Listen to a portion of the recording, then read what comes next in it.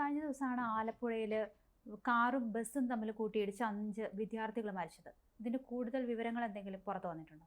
അല്ല, ഇപ്പോൾ നമുക്ക് ഇന്ന് മനസ്സിലാക്കാൻ കഴിയുന്ന കാര്യം, നമുക്ക് നമ്മുടെ ഒരു കൂടുതൽ വാർത്തകൾ പുറത്തു വരുമ്പോൾ ഒരുപക്ഷേ ഈ കാറിൻ്റെ അമിത വേഗത തന്നെയാണ് ഇതിന് കാരണമായി എന്ന് നമ്മൾ കരുതേണ്ടി വരും.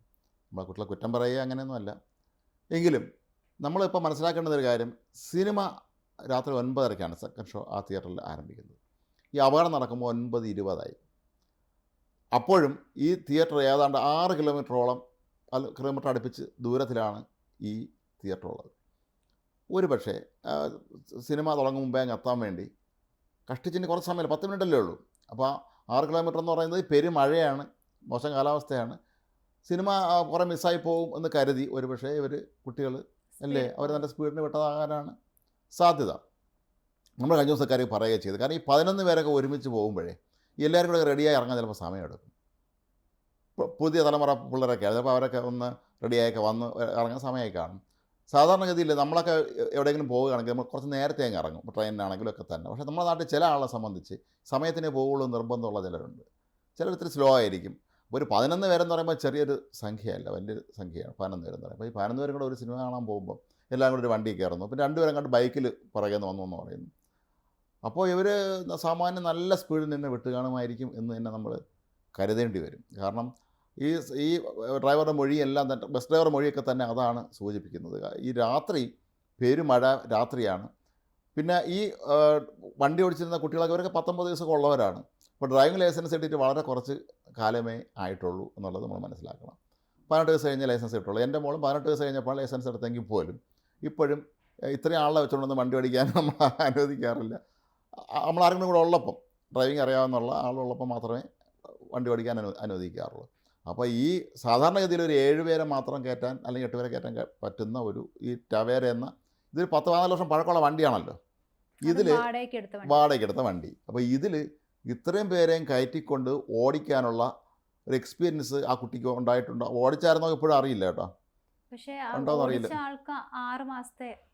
6 മാസം മുമ്പാണ് ലൈസൻസ് എടുത്തത്. അപ്പോൾ അതിന് വേണ്ടി കൈ തെളിഞ്ഞിട്ടുണ്ടോ എങ്കിൽ പോലും, ഇപ്പോൾ 6 മാസം മുമ്പാണ് ലൈസൻസ് കിട്ടിയെന്നിരിക്കട്ടെ, അങ്ങനെ ആണെങ്കിൽ പോലും ഈ 11 പേരെയും വെച്ചുകൊണ്ട് ഇത്രയും പഴക്കമുള്ളൊരു വണ്ടി ഈ മഴയത്ത് വേഗതയിൽ ഓടിക്കുക എന്ന് പറയുന്നത് അത് കുറച്ച് ഒരു റിസ്ക്കുള്ള പരിപാടി തന്നെയാണ്. കുട്ടികളുടെ അല്ലേ, അവരെ ഒരു ഉത്സാഹം അല്ലെങ്കിൽ ആവേശമൊക്കെ കൊണ്ട് അവർ ഇറങ്ങി പുറപ്പെട്ടതായിരിക്കും. ഇങ്ങനെയൊക്കെ സംഭവിക്കുമെന്ന് ഒരിക്കലും ആരും കരുതില്ലല്ലോ. അപ്പോൾ എങ്കിലും ഈ ടവേര നമുക്കറിയാം, കുറച്ച് അത് ഹെവി വണ്ടിയാണ്, കുറച്ച് വലുപ്പമുള്ള വലിയ വണ്ടിയാണ്, കൂടുതൽ ആളുകൾ കൊള്ളുന്ന വലിയ വണ്ടിയാണ്. ഇപ്പോഴത്തെ ആധുനിക സംവിധാനങ്ങൾ പലതും അതിലില്ല എന്നാണ് നമ്മൾ മനസ്സിലാക്കുന്നത്, ഇപ്പോൾ പല കാറുകളിലുള്ള. അപ്പോൾ അങ്ങനെയുള്ള ഒരു വണ്ടി ഇവരൊരു ഈ ചെറുപ്പത്തിൻ്റെ ഒരു ആവേശം ഉണ്ടല്ലോ, അതിലവരങ്ങ് എടുത്തതായിരിക്കാനാണ് സാധ്യത. പക്ഷേ ഇത്രയും വേഗത്തിൽ വരുമ്പോൾ പെട്ടെന്നൊന്ന് ബ്രേക്ക് ചെയ്യേണ്ടി വന്നാൽ ഉള്ള ഒരവസ്ഥയെക്കുറിച്ച് ഇവർ ചിന്തിച്ചില്ല എന്ന് വേണം നമ്മൾ കരുതാൻ. അങ്ങനെയാണ് ഈ ഒരു അപകടത്തിലേക്ക് ഇത് ചെന്ന് എത്തിയതെന്ന് വേണം നമ്മൾ കരുതാനും. കാരണം ബസ് അതിൻ്റെ വഴിയെ പോയതാണ്, ബസ് ഇതുമായിട്ട് യാതൊരു ബന്ധമില്ല. മാത്രമല്ല ഡ്രൈവർ പറയുന്നുണ്ട് അയാൾ പരമാവധി സ്പീഡിനല്ല വന്നത്, അങ്ങനെ സ്പീഡ് വന്നത്. കാരണം മഴയൊക്കെ ആയതുകൊണ്ട് നമുക്കറിയാം ട്രാൻസ്പോർട്ട് ബസ് ഓടിക്കുന്ന ഡ്രൈവർമാർ പലരും വളരെ എക്സ്പീരിയൻസ്ഡ് ആയിരിക്കും അവർ. കാര്യം ഇത്രയും ആളിനെ വെച്ചാണ് അവർ വണ്ടി ഓടിക്കുന്നത്. അപ്പോൾ അതിൽ KSRTC അശ്രദ്ധയെ വണ്ടി ഓടിക്കുന്നവർ ന്യൂനപക്ഷമുള്ളൂ, ബാക്കി ഭൂരിപക്ഷം പേരും വളരെ ശ്രദ്ധയെ വണ്ടി ഓടിക്കുന്നവരാണ്. അവർക്ക് അറിയാം, അവർ എക്സ്പീരിയൻസ്ഡ് ആയതുകൊണ്ട് തന്നെ ഇത്രയും ആളുകൾ എൻ്റെ കൂടെ ഉണ്ട് എന്നുള്ള ആ ഒരു ചിന്തയുള്ള ഒരാളിനെ സംബന്ധിച്ച് അവർ സൂക്ഷിച്ച വണ്ടി ഓടിക്കുള്ളൂ. പിന്നെ വലിയ വണ്ടിയാണല്ലോ, സ്വാഭാവികമായും അല്പം സൂക്ഷിച്ചവർ എതിരെ ഏതെങ്കിലും വണ്ടി വന്ന മഴ സമയമാണ് എന്നുള്ള ധാരണയിൽ കൃത്യമായിട്ട് അയാൾ നോക്കി തന്നെയാണ് അയാൾ വണ്ടി ഓടിച്ച് നമ്മൾ മനസ്സിലാക്കണം. പക്ഷേ നമ്മളെ കുട്ടികളെ സംബന്ധിച്ച് ഈ പറഞ്ഞ 6 മാസം മുമ്പ് ലൈസൻസ് എടുത്ത ഒരാളാണ് ഈ വണ്ടി ഓടിച്ചതെങ്കിൽ അത് അപകടത്തിലേക്ക് എന്നെ കൊണ്ടുവന്ന് എത്തിക്കും എന്നുള്ള ഉറപ്പാണ്. കാരണം ഇത് കാലപ്പഴക്കമുള്ള വണ്ടിയും കൂടിയല്ലേ, പുതിയ വണ്ടിയാണെങ്കിൽ എന്തെങ്കിലും ചവിട്ടിയാൽ നിൽക്കുമെന്നെങ്കിലും വിചാരിക്കും. ഇതങ്ങനെ യാതൊരുവിധ ആധുനിക ബ്രേക്കിംഗ് സംവിധാനങ്ങളൊന്നും ഇതിലില്ല. അതാണ് എൻ്റെ കാര്യം. അതുപോലെ ഈ KSRTC ബസ് ഡ്രൈവർക്കെതിരെ കൂടുതൽ വകുപ്പുകൾ എന്തെങ്കിലും ചേർക്കാൻ സാധ്യതയുണ്ടോ? ചേർത്ത് കഴിഞ്ഞു. അല്ല, അതാണ് ഇതിൽ ഏറ്റവും മറ്റൊരു വിചിത്രമായ കാര്യം. നമ്മുടെ പോലീസ് ഇത്തരം സംഭവങ്ങളൊക്കെ നടക്കുമ്പോൾ കുറച്ചുകൂടെ അവരവരുടെ ബുദ്ധി ഉപയോഗിച്ച് FIR ഉണ്ട്. ആ FIR കണ്ട് നമ്മൾ ഞെട്ടിപ്പോയി. രാവിലെ അശ്രദ്ധമായ അതിവേഗത്തിൽ വണ്ടി ഓടിച്ചു എന്നൊക്കെയാണ് അതിൽ എഴുതിയിരിക്കുന്നത്. ഇതിൽ ബസ് അയാളുടെ കൃത്യമായ വഴി തന്നെയാണെന്ന് മാത്രമല്ല, അയാൾ ഈ അപകടം കുറച്ചു എന്ന് വേണം പറയാൻ. കാര്യം പെട്ടെന്ന് അയാൾ ഇടതുവശം ചേർന്ന് നിർത്തി, മാത്രമല്ല അയാൾ ഒന്ന് റിവേഴ്സ് എടുത്തുകൊണ്ടാണ് ഈ വണ്ടി ഈ കൊരുത്തിരുന്ന് ഒന്ന് മാറാനൊക്കെ പറ്റിയത്. പക്ഷേ ഇപ്പോൾ സംഭവിച്ചിരിക്കുന്നത്, ഈ നമ്മുടെ ശിക്ഷാ നിയമം, പുതിയ BNS ശിക്ഷാ നിയമം അനുസരിച്ച് ഈ ഡ്രൈവറുടെ പേരുള്ള കേസ് കോടതി പോവുകയാണെങ്കിൽ ഇയാൾ ഒരു 5.5 വർഷം ജയിലിൽ കിടക്കേണ്ടി വരും. അയാളുടേതല്ലാത്ത കുറ്റത്തിന്. അയാൾ തന്നെ പറയുന്നുണ്ട്, അയാൾ കാണുന്ന കാഴ്ച ഈ കാർ തെന്നി മാറി നേരെ വന്ന് ഇടിച്ചു എന്നാണ് പറയുന്നത്. കാരണം ഇത് ഇവർ ഏതെങ്കിലും ഒരു വണ്ടി ഓവർടേക്ക് ചെയ്ത് കയറിയതായിരിക്കും. ഓവർടേക്ക് ചെയ്ത് നമ്മൾ ബസ് വരുന്നത് കണ്ടത്. അപ്പോൾ ഈ പറഞ്ഞതുപോലെ 6 മാസം മാത്രം ഡ്രൈവിംഗ് എക്സ്പീരിയൻസ് ഉള്ള ഒരാളെ സംബന്ധിച്ച് അവർ വല്ലാതെ ഭയന്ന് വെട്ടിത്തിരിച്ച് കാണുമായിരിക്കും അറിയാതെ. നമുക്ക് പെട്ടെന്ന് മനസ്സിന് നമുക്കൊരു റിഫ്ലക്സ് ആക്ഷൻ ഉണ്ടാവില്ല. അയ്യോ ഇത് അപകടമാണോ എന്ന് തോന്നിയാൽ പിന്നെ പെട്ടെന്ന് വെട്ടിത്തിരിക്കാനുള്ള ശീലം ഒരുപാട് പേർക്കുണ്ട്.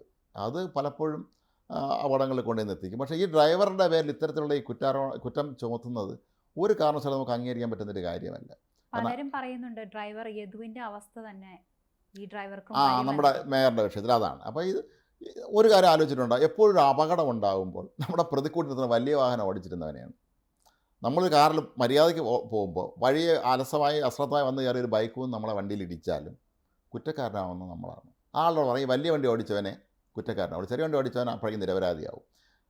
ചെറിയ വണ്ടി ഓടിച്ചവൻ എത്ര അശ്രദ്ധമായി വണ്ടി ഓടിച്ച് നമ്മുടെ വണ്ടി അല്ലെങ്കിൽ ഓട്ടോറിക്ഷ ആട്ടെ അല്ലെങ്കിൽ അതൊക്കെ കൊണ്ടുവന്ന് നമ്മളെ വലിയ വണ്ടി ഇടിച്ച് കയറ്റുമ്പോൾ ഈ വലിയ വണ്ടി ഓടിച്ചിരുന്നവനെ പിടികൂടുക എന്നുള്ളതാണ് സ്ഥിരം നമ്മുടെ സമൂഹത്തിൻ്റെ രീതി. അതാണ് ഓടിക്കൂടുന്ന ആളിൽ ഒരുപക്ഷേ സ്കൂട്ടർ വന്നൊരു കാറിലിടിച്ചാൽ തന്നെ ഓടിക്കൂടുന്ന ആളിൽ പറയുന്നത് ഈ കാർ ഓടിച്ചവൻ നേരെ ഓടിച്ചില്ല എന്നായിരിക്കും. ബൈക്കുകാരൻ കാണിച്ച വിക്രയം എന്താണെന്നുള്ളത് അവർ കാണുന്നില്ലല്ലോ. അപ്പോൾ ഇത് ഒരു വളരെ മോശമായൊരു നിലപാടാണ്. നമ്മളെ പോലീസ് കുറച്ചുകൂടെ അവരൊരു എന്താണ് നമുക്ക് സെൻസ് ഉപയോഗിക്കണം, ബുദ്ധി ഉപയോഗിക്കേണ്ടായിരുന്ന. ഇതിൽ യാതൊരുവിധ പ്രശ്നങ്ങളുമില്ല. കാരണം കൃത്യമാണ്, എല്ലാവരും കണ്ടതാണല്ലോ അത് ഇടിച്ച് കിടക്കുന്നത്, ഇതെല്ലാം കാണുന്നുണ്ട് കൃത്യമായി. പിന്നെ എന്തുകൊണ്ട് നമ്മളെ പോലീസ് ഇങ്ങനെയൊക്കെ ചെയ്യുന്നു എന്ന് എനിക്ക് മനസ്സിലാവുന്നില്ല. ബസ് യാത്രികയ്ക്കും പരിക്കുണ്ടായിരുന്നു. സ്വാഭാവികമാണല്ലോ, കാര്യം പെട്ടെന്ന് ഇടിക്കുമ്പോൾ നേരിയ പരിക്കൊക്കെ കാണുള്ളൂ, വലിയ പരിക്കിന് സാധ്യത കാണുന്നില്ല. അപ്പോൾ നമ്മുടെ പോലീസ് ഇത്തരം കാര്യങ്ങളിൽ വളരെ അശ്രദ്ധമായി പെരുമാറി. ഒരു ശരിയല്ല, വലിയ വണ്ടി ഓടിച്ചെന്ന് തലയ്ക്ക് ഇരിക്കട്ടെ എന്നുള്ളതാണ്. മാത്രമല്ല ഇതിൽ വേറൊരു സംഭവം കൂടെ ഉള്ളത്, ഈ അപകടത്തിൽ ആദ്യം 10 പേർക്ക് പരിക്കേറ്റു എന്നൊക്കെയാണ് പറഞ്ഞത്. കാരണം ഈ അപകടം നടന്നു കഴിഞ്ഞപ്പോൾ ഈ വാഹനത്തിലുണ്ടായിരുന്ന ഷെയ്ൻ എന്ന് പറയുന്ന ഒരു വിദ്യാർത്ഥി, തിരുവനന്തപുരം സ്വദേശിയാണ് ആ കുട്ടി. ഈ പരിക്കേറ്റവരെയൊക്കെ ഇയാൾക്ക് വലിയ പരിക്കൊന്നും ഇല്ലായിരുന്നു. അതുകൊണ്ട് പരിക്കേറ്റവരെല്ലാം ആളുടെ ആശുപത്രി കൊണ്ടുപോയി മരിച്ചവരെയൊക്കെ മാറ്റുകയൊക്കെ ചെയ്തപ്പോൾ ഇയാൾ അവിടെ നിൽക്കുകയാണ്. ഇയാൾ ആർക്കും മനസ്സിലായില്ലായിരിക്കും അവർ. പക്ഷേ അദ്ദേഹം കുറച്ച് കഴിഞ്ഞപ്പം ഒരു കുട്ടിയല്ലേ, അത് വല്ല ടെൻസ്ഡായി കാണും. ഇയാൾ ഹോസ്റ്റലിൽ റൂമിൽ പോയി അവിടെ കിടക്കുകയായിരുന്നു. അപ്പോഴാണ് ആരോ പറഞ്ഞ് ഇങ്ങനെ ഷെയ്നും ഈ വണ്ടിയിലുണ്ട്. പിന്നെ ഷെയ്ൻ എവിടെ എന്നുള്ളതായി അന്വേഷണം.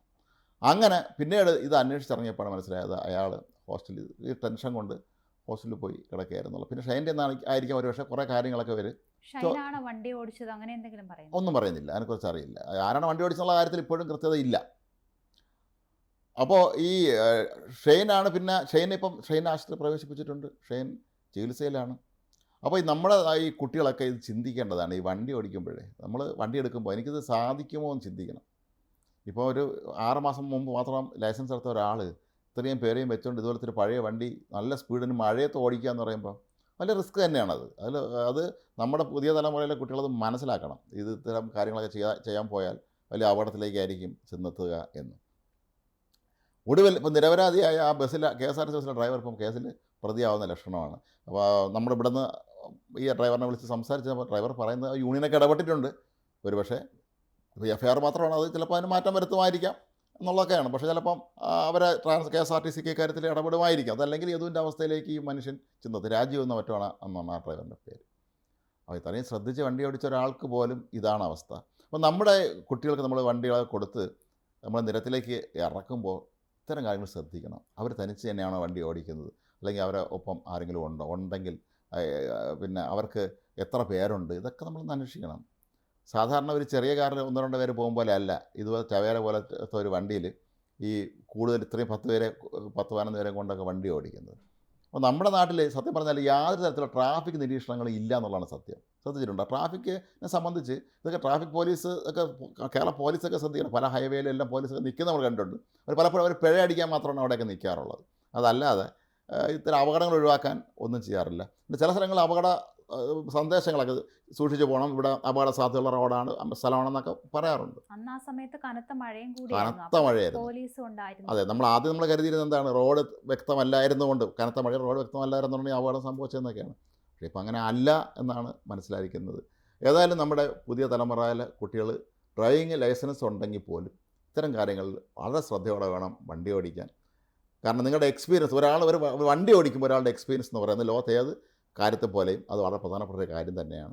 അതല്ലാതെ സംഭവിക്കുമ്പോൾ ഇത്തരത്തിലുള്ള ദുരന്തങ്ങളിലേക്ക് ചെന്നെത്തുന്നത്. പിന്നെ കേരള പോലീസ് ഒരു കാര്യം ശ്രദ്ധിക്കുക, ഈ അപകടം സത്യം പറഞ്ഞാൽ KSRTC ഡ്രൈവർ കൃത്യമായി കൂടുതൽ അപകടം നടക്കാതെ ഒഴിവാക്കിയൊരു മനുഷ്യനാണ്. വളരെ ശ്രദ്ധിച്ച് ഒരു ട്രാഫിക് നിയമം അനുസരിച്ച് തന്നെ റോഡിൽ കൂടെ ബസ് ഓടിച്ച ആളാണ്. അപകടം ഒഴിവാക്കാൻ അദ്ദേഹം പരമാവധി ശ്രമിക്കുകയും ചെയ്തിട്ട് അദ്ദേഹത്തിൻ്റെ പേരിൽ ഈ 5.5 വർഷം തടവ് ശിക്ഷ കിട്ടാനുള്ള വകുപ്പനുസരിച്ച് എഫ്ഐആർ ഇട്ടത് എന്തിനാണെന്ന് മനസ്സിലാവുന്നില്ല. അക്കാര്യത്തിലെങ്കിലും കുറച്ചും കൂടി ഒരു മാനുഷികമായ ഒരു നിലപാട് സ്വീകരിക്കണം. അതല്ലാതെ വലിയ വണ്ടി ഓടിച്ചിരുന്നവനാണ് കുറ്റക്കാരൻ എന്ന നിലയിലേക്ക് കാര്യങ്ങൾ കൊണ്ട് നിർത്തുന്നതും ഒട്ടും ആശാസ്യമല്ല.